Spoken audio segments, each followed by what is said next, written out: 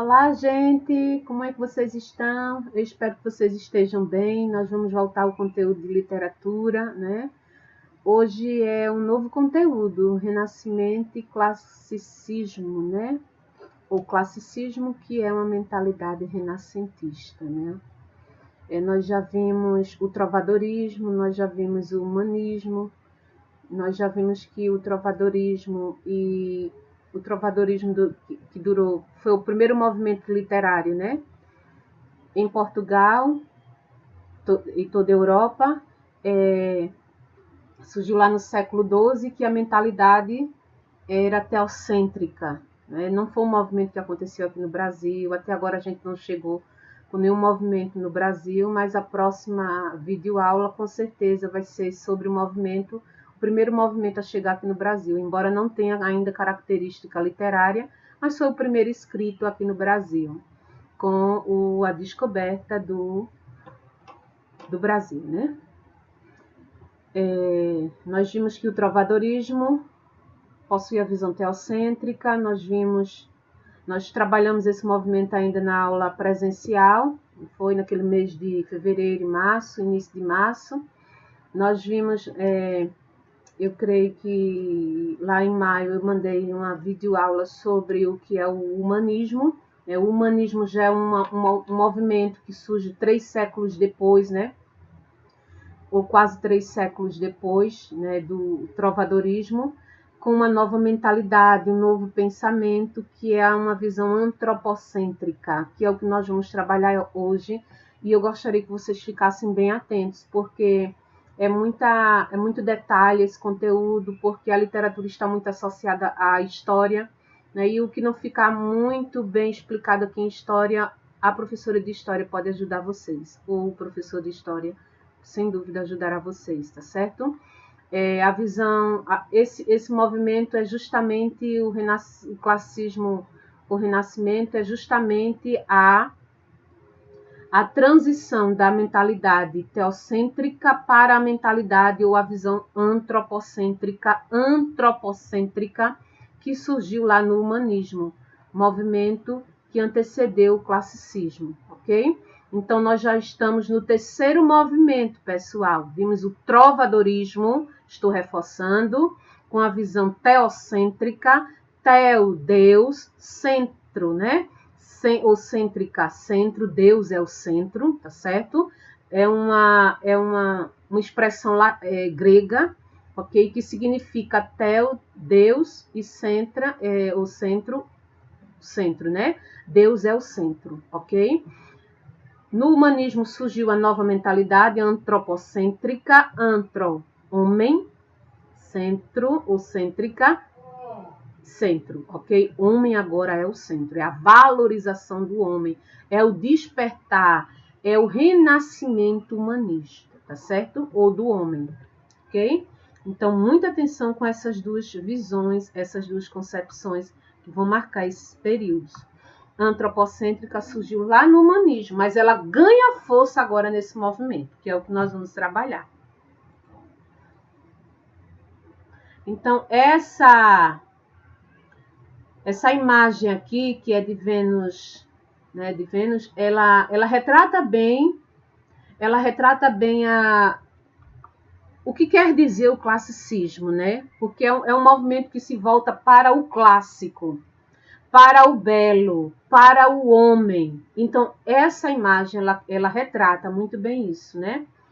Vênus de Milo, eu acho que é exatamente isso, é de Milo, Vênus de Milo, que retrata o belo, retrata o clássico, porque esse movimento ele se volta para o clássico, e o clássico era o que valorizava a imagem humana, o belo, o corpo, tá certo? A estética, então isso aí caracteriza, essa imagem caracteriza.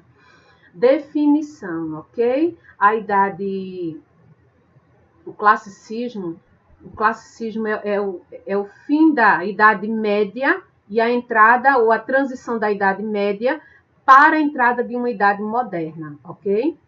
Para uma nova mentalidade, um novo pensar, um novo agir, uma nova mentalidade, é uma construção agora humana. E uma construção voltada para uma construção feita por homem e voltada para o homem, tá certo? Diferente do trovadorismo, que era uma mentalidade teocêntrica, Deus é o centro, quem representava Deus aqui na terra, ou quem se achava representante de Deus aqui na terra, era o clero, e o que o clero dizia era prego batido e ponta virada, ninguém discutia. E agora era mais assim, aquela fé, não sei se era exatamente fé, mas era algo mais ligado à religiosidade, antes do classicismo. E agora, com a entrada do classicismo, agora o foco é o homem. O homem agora se torna racional, o homem se descobre como homem, o homem começa a ver o seu valor, a ver a sua capacidade. E com essa visão, ele realmente faz coisas, né? Ele desbrava aí as questões. Identidade moderna, porque o renascimento cultural, né, ou classicismo, ele prega essa idade moderna. O classicismo foi um movimento cultural, artístico, filosófico, científico, que rompeu com o padrão de pensamento vigente no mundo medieval, introduzindo a cultura laica, não religiosa, ou pelo menos que não fosse apenas aquela religião, ok? Olha, nós vivemos hoje num país laico, né, onde não há uma religião. Essa é a certa e pronto, e a que vem depois dela é uma maldição, não deve seguir. Não há, isso não há no Brasil. Mas vejam que essa mentalidade já surgiu aqui, né? O homem já tinha essa preocupação de tornar o país laico, né? De liberdade, de expressão, de crença, né? Liberdade artística, cultural. A liberdade, a valorização do homem veja que isso já é uma preocupação daqui, né? Antropocêntrico. Olha o antropocentrismo aqui ganhando força. Então, quando foi que surgiu? Lá no século XIV e século XVI, né? Na Itália, principalmente, depois na Inglaterra, França, Portugal, Espanha, Alemanha, Holanda, Bélgica e os Países Baixos, outros países, né? Não veio para cá, para o Brasil, não tinha chegado ainda. Os valores medievais. Está aqui um quadro comparativo do antes e do agora, que é o movimento que nós estamos trabalhando, renascentista, ok? Valores medievais. O tempo pertence a Deus, essa era a visão teocêntrica, o tempo pertence a Deus. Assim é pecado emprestar dinheiro a juros, ou seja, cobrar juros pelo tempo em que ele teve emprestado. A fé é mais importante que a razão. Essa era a pregação, né, medieval. As ações coletivas são valorizadas, as pessoas consideram-se membros da cristandade. Deus está no controle das atenções. É por isso que é teocentrismo, porque Deus era o centro, ok? Você ainda pode discutir, refletir. Deus saiu do centro, Deus continua sendo o centro. Até onde a visão, a transição teocêntrica e antropocêntrica é boa, ok? Deus está no centro das atenções, o corpo é fonte do pecado. Essa é a pregação medieval, ok? E essa pregação, ela vinha do clero, ok? Ela vinha do clero porque era a única religião, a única crença considerada certa na época, e então era a partir dela que vinha todo o ensinamento. Com o Renascimento, né, renascimento é a valorização do homem, entre uma nova visão. Qual é a visão? Antropocêntrica. O tempo pertence ao homem que deve, portanto, usá-lo em benefício próprio. Essa é a mentalidade antropocêntrica.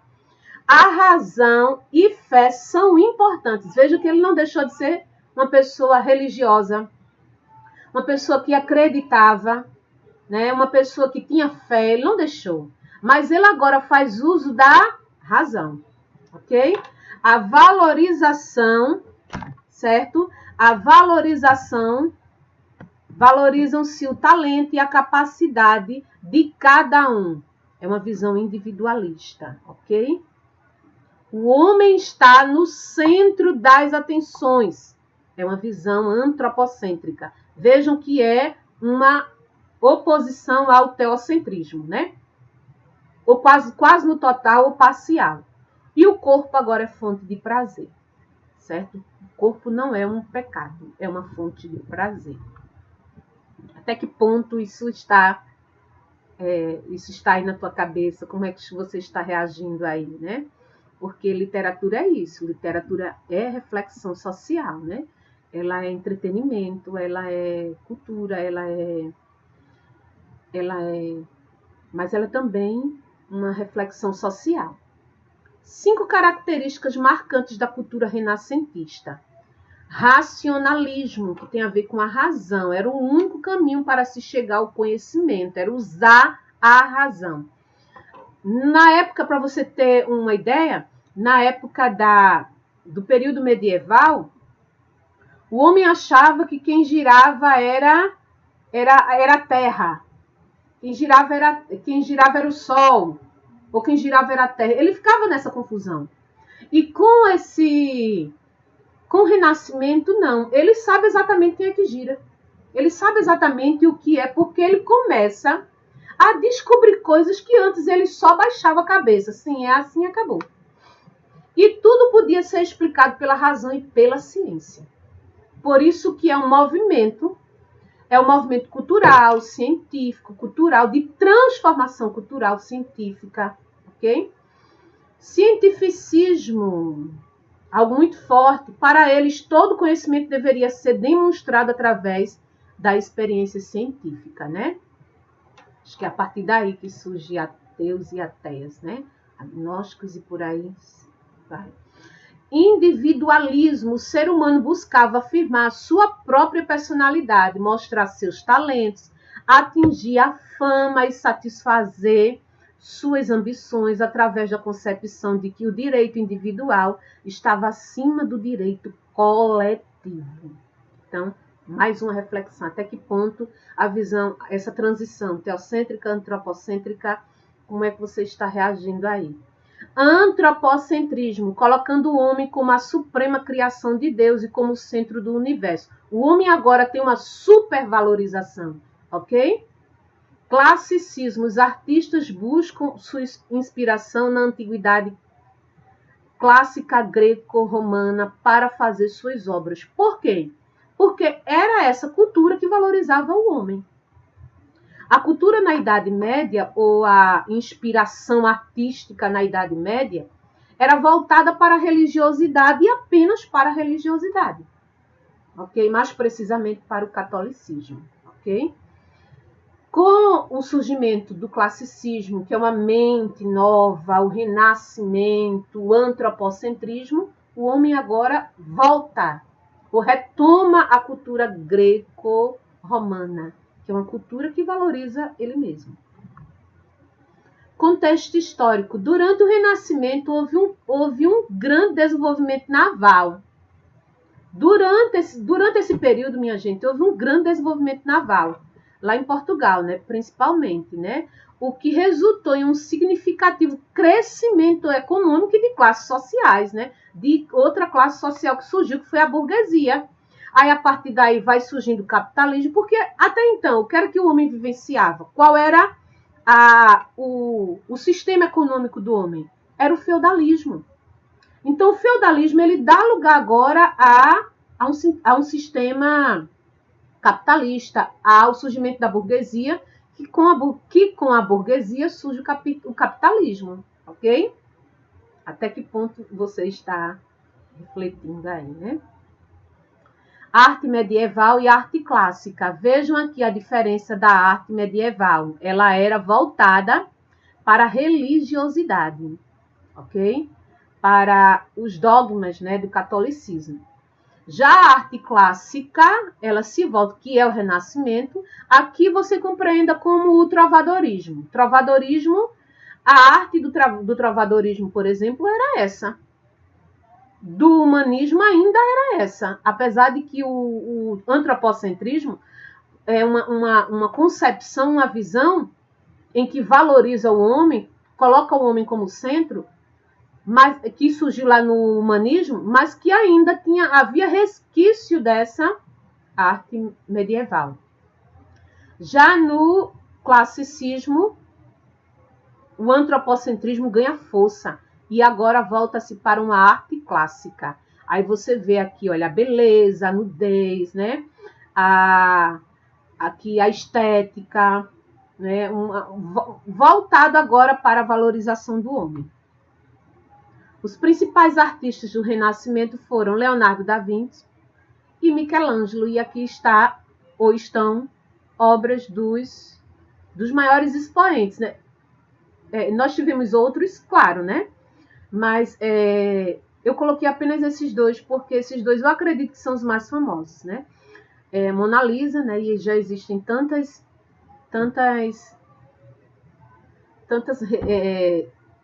montagens, né?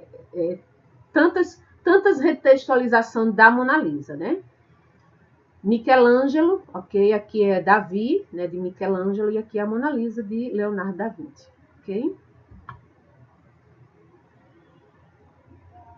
Transformações e descobertas históricas, ainda com relação ao contexto histórico, né? Aí eu coloquei essa imagem aqui, minha gente, porque ela ilustra bem a sociedade da época, principalmente o trovadorismo.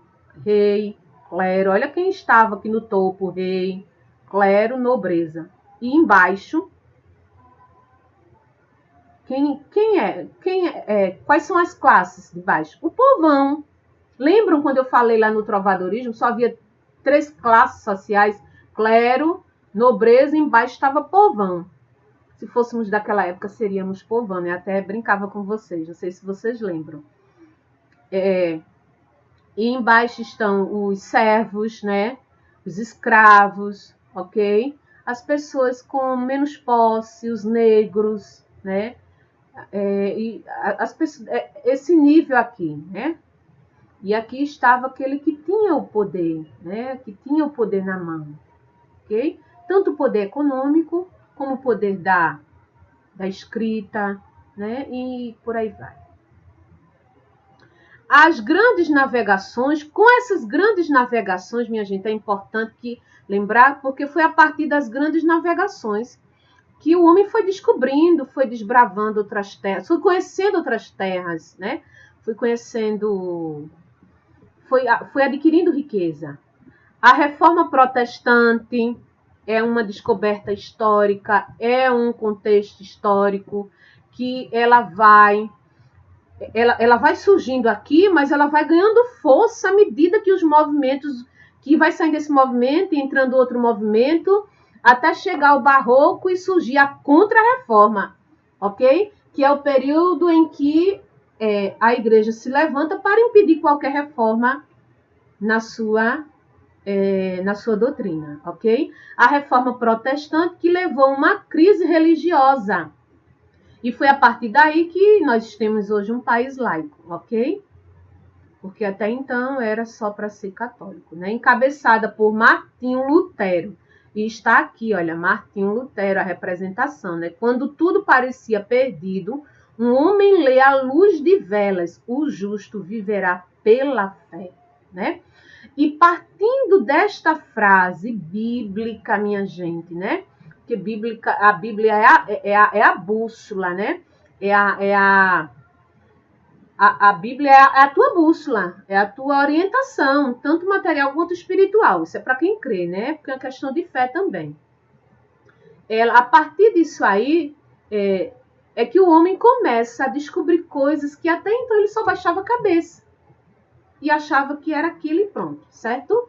E existe um filme que eu não sugeri mais na atividade, mas eu sugiro agora que vocês leiam, que vocês assistam ao filme Lutero. Vocês vão compreender essa questão do teocentrismo, do antropocentrismo na prática, ali sendo vivenciado naquela obra, ok? Naquele filme.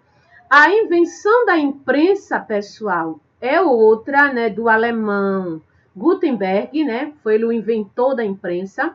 foi outra descoberta que contribuiu muito para propagar as ideias renascentistas, antropocêntricas do classicismo, né? E a partir daí só foi aumentando. Essa visão antropocêntrica foi ganhando cada vez mais força. O fim do sistema feudal, esse sistema aqui feudal, foi deixado de lado e iniciou o capitalismo com a burguesia. Não surgiu agora uma nova, eu já disse anteriormente, surgiu uma nova classe social, né, de trabalhadores, ok? Não somente o clero, a nobreza, né, que tinha ali o poder, né, mas também uma classe social oriunda aqui, ó, dessas classes aqui, ó, desses que estavam aqui embaixo, aqui, ó, da pirâmide, tá certo? O cientificismo de Copérnico e Galileu, ok? Então, até na ciência, né, houve descobertas. E a gente vai observando que haja descobertas, né? E haja descobertas o homem a fazer à medida que o tempo vai passando. Então, aqui já foi o início das grandes navegações, né? As navegações marítimas, os descobrimentos, né? As grandes navegações. A partir daí surge o descobrimento de novas terras, novos povos, novas culturas. A reforma protestante, a invenção da imprensa para propagar proliferar essas ideias. O fim do sistema feudal, a entrada de uma nova classe social, a burguesia e, consequentemente, o capitalismo. E na ciência, certo? Classicismo em Portugal. Em Portugal, o classicismo compreende o período literário do século XVI, entre 1537 a 1580. O marco inicial do movimento foi a chegada do poeta Francisco de Sá de Miranda a Portugal. Quando ele veio de Portugal, né? Quando ele chegou em Portugal, quando ele veio da Itália, no caso, e chegou a Portugal, ele trouxe várias novidades do ponto de vista literário, né? Soneto e assim sucessivamente, né? Merece destaque os escritores, né? Além de Sá de Miranda, que trouxe essa contribuição, merece ainda destaque no classicismo em Portugal, Bernardino Ribeiro, Antônio Ferreira, mas a maior expressão, o maior expoente é Luís Vaz de Camões, ok? Um dos maiores poetas portugueses e da literatura mundial, que a literatura portuguesa ganha notoriedade, certo? Então, olha aqui, olha, Luís Vaz de Camões é a maior expressão do classicismo. Embora Francisco Sá de Miranda tenha sido importante, Bernardinho, Antônio Ferreira, mas Luís Vaz de Camões é a maior expressão, certo? É tanto que quando ele morre, o classicismo também acaba e entra um novo estilo literário, certo? Cada vez ganhando força com a mentalidade antropocêntrica. Aqui está um poema, né? Um trecho de um poema ou uma fala de Luís Vaz de Camões, que diz: aqui na alma me tem posto um não sei que nasce não sei onde, vem não sei como e dói não sei porquê, né? Ele tinha essa linguagem meio paradoxal, né? Ele usava muito, era uma das características muito presente nas poesias de Luís Vaz de Camões, é exatamente a antítese e o paradoxo, né? A obra mais importante dele é Os Lusíadas, tá certo?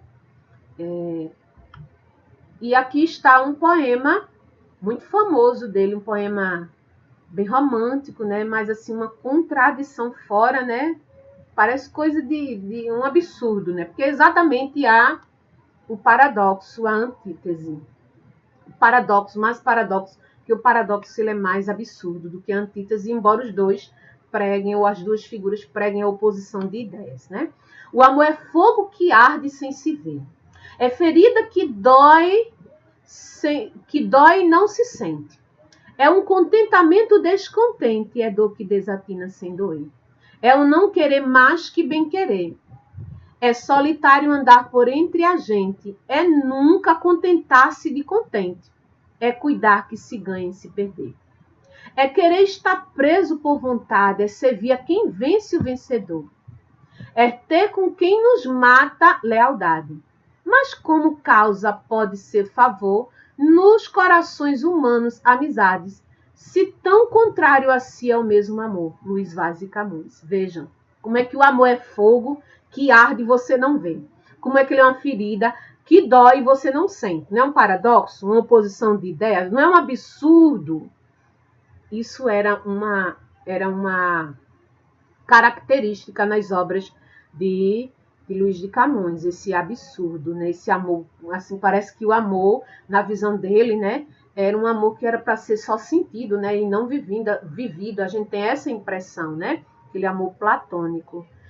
Gente, finalizamos o conteúdo, eu espero que vocês tenham entendido, né? Nós estamos no terceiro movimento literário, já vimos o trovadorismo reforçando, com a visão teocêntrica, Deus é o centro de tudo.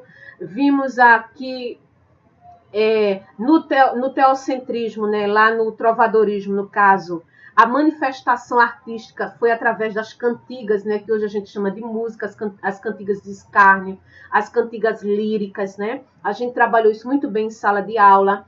Depois a gente foi para o humanismo, a gente viu que o primeiro dramaturgo, né, além do surgimento das cantigas, né, que não é uma coisa do século XX, né, é uma coisa que já tinha surgido lá bem antes.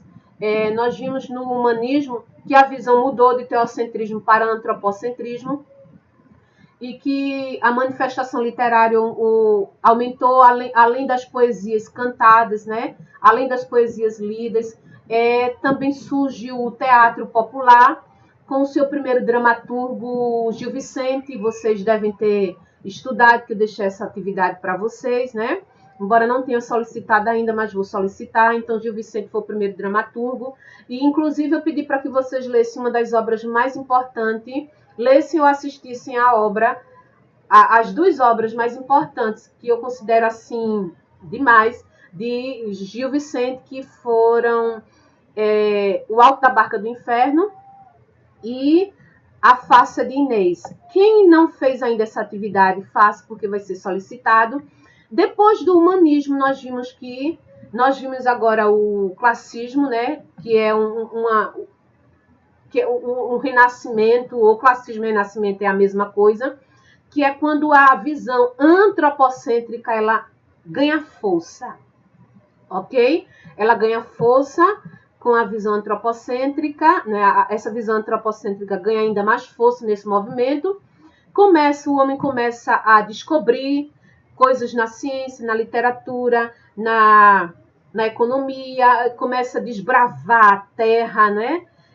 Surgem vários expoentes, mas entre eles o mais importante, Luiz Vaz de Camões, e partindo disso eu deixo essa atividade aqui para vocês. Ler, compreender e resumir sobre a vida e a obra Os Lusíadas de Luiz Vaz de Camões. Você vai fazer essa atividade no seu caderninho, tá certo? Explicar a diferença entre a visão teocêntrica e antropocêntrica a partir de imagens ou desenhos. Ou texto em que, nesse texto que você vai escrever, se você optar por fazer o texto, você vai argumentar quais são os pontos positivos, quais são os pontos negativos da visão teocêntrica e antropocêntrica, se é que você viu algum ponto negativo nessas visões. Se não, você coloca só os positivos, se você não... Escreva, ok? Se você optar por escrever, aqui você tem 3 formas de fazer essa atividade no segundo quesito. Ou retratar a visão teocêntrica e antropocêntrica através de imagens, recorta, cola, ok? Ou através de desenho, usa a tua criatividade, ou em texto, ou você produz um texto em que você vai argumentar. O que é argumentar? Você vai trazer a sua opinião, uma opinião baseada naquilo que a gente já vem estudando, né, ao longo desde do trovadorismo. O que é a visão teocêntrica e o que é a visão antropocêntrica, né? Qual é a contribuição de uma, qual é a contribuição de outra? Quais são os pontos positivos, quais são os pontos negativos? Ok, registra essa atividade no teu portfólio, que é o caderno, responde, tira a foto e envia pelo Google Classroom, ok? Veja ali como é que faz tudo direitinho, tem um passo a passo. Até a próxima aula. Espero que vocês façam atividade, porque na próxima semana será cobrada. Fiquem com Deus.